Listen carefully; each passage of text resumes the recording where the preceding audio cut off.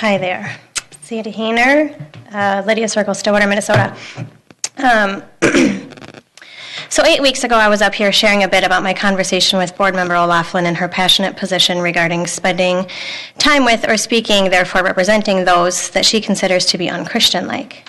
I wondered about her divine perspective and how she, as a mere human, was able to select criteria with which to evaluate and judge the inherent value of the lives of those of us in the community. What about the people who disagree with her narrow and subjective criteria, or those who assign to another religion or none at all? I asked you, Chair Hepner, how this religious discrimination follows board policy. I asked if you support or condone this stereotyping behavior by your vice chair, and I also asked which board policy supports her position of creating subjective hurdles against those who don't assign to her value system. In the last 3 meetings, you have responded to all the open forum questions but mine. I approached you and you looked looking for a response, and you acted like you had no idea what I was talking about, so I wrote them down for you, and you responded that you'd try to get around to it. So after the last meeting, again, still no response. As you were walking out the door, I asked you again why you hadn't responded. You dug around in your folder and you presented me with a pre-folded handwritten letter, which is weird because you were on your way out the door, and if you'd gone through the trouble to write it, why would you not just give it to me voluntarily? I assume you sensed my confusion because you offered up the justification of, well, I thought this made more sense because now it's out of context because it was so long ago. I offered to create context by revisiting this topic at this open forum. You didn't think it was necessary, but I disagree. So here I am because I think other people are curious to hear your answers too. I forgot the actual letter, but I took a picture, so we've got it. So the letter reads, Sandi, any board member makes an individual decision about whom they want to meet with. No other board member, including the chair, can direct other board members on whom they have to meet with. So as far as I'm aware, there is no board policy that forces board members to meet with or not meet with any resident. That is the choice of the board member. Hope that answers your questions.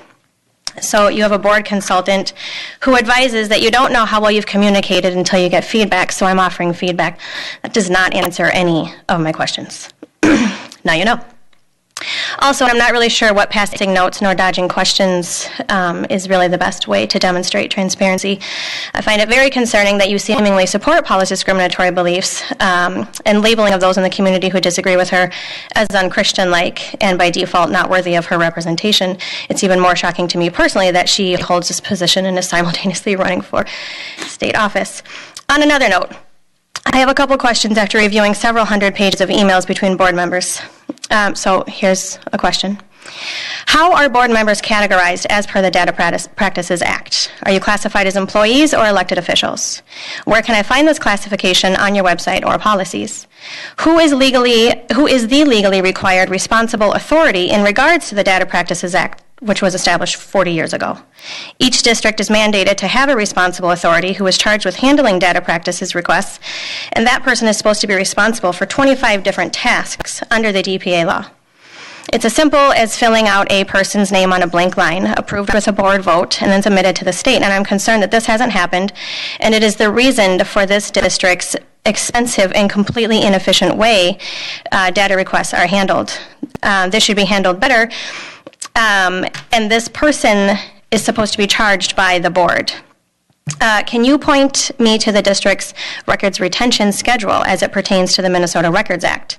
When was this submitted, and how long are the board members directed to keep emails that are deemed by law to be official record? And finally, where is the district's DPA redaction record housed? And given that your responsible authority is not clear to the public, who would I contact to see this? For those who are unaware, when redactions are made to data practice requests, the entity is obligated to keep a record of why that entry was redacted and the statute that allows this redaction. Given the 500-some pages I just read, I'm very interested in seeing this record. I hope to receive public answers to these questions and believe it will help to begin facilitate a spirit of transparency and accountability. I would be willing to do that at the next meeting if I could get a copy. You ran through those questions fairly fast. I couldn't take them down, so if we could have that sheet with your questions, that would probably be helpful. Okay, thank you. And Chair Hepner, may I just respond since my name was...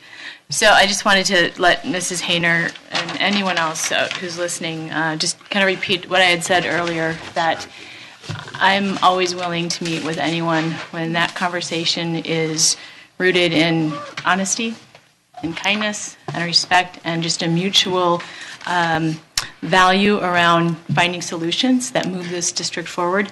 I'm always happy and I welcome that conversation when we can have those shared values. So thank you. So if you won't talk Okay, to me, how do you know if I exhibit those thank you. qualities? We're done now. Okay, You so had that's- you that's a question. You had yours. Yep. Paula had hers.